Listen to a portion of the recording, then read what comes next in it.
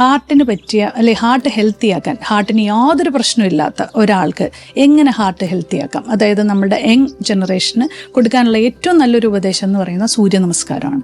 സൂര്യ നമസ്കാരം ഏറ്റവും രാജാവ് എന്നെനിക്ക് വേണമെങ്കിൽ വിളിക്കാൻ സാധിക്കും. കാരണം ഇത് ചെയ്തിരിക്കുന്ന ഒരാൾ എത്ര മനോഹരമായിട്ടാണ്, എത്ര ബുദ്ധിയോടുകൂടിയാണ് അത് അറേഞ്ച് ചെയ്തിരിക്കുന്നതെന്നറിയൂ. ഇത് സൂര്യ നമസ്കാരം ഇസ് എ കോമ്പിനേഷൻ ഓഫ് 12 പോസ്ചേഴ്സ് എന്ന് പറയുക. അത് ഒന്നിൻ്റെ ഓപ്പോസിറ്റാണ്.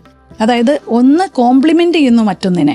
അതായത് ഹസ്ത ഉത്താനാസനം എന്ന് പറയുന്നത് നമ്മൾ നടുനിവർത്തി സ്ട്രെച്ച് നമ്മളാണെങ്കിൽ, രണ്ടാമത്തെ പാദഹസ്താസനം എന്ന് പറയുന്നത് നേരെ ഓപ്പോസിറ്റാണ്.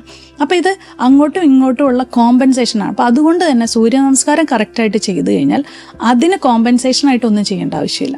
സൂര്യ നമസ്കാരം ഞാൻ പറയുവാണെങ്കിൽ 6 സൂര്യ നമസ്കാരം വൃത്തിയായിട്ട് ചെയ്തു കഴിഞ്ഞാൽ അതൊരു ഏകദേശം 50 സൂര്യ നമസ്കാരം ചെയ്തതിൻ്റെ ഫലം നമുക്ക് കിട്ടും.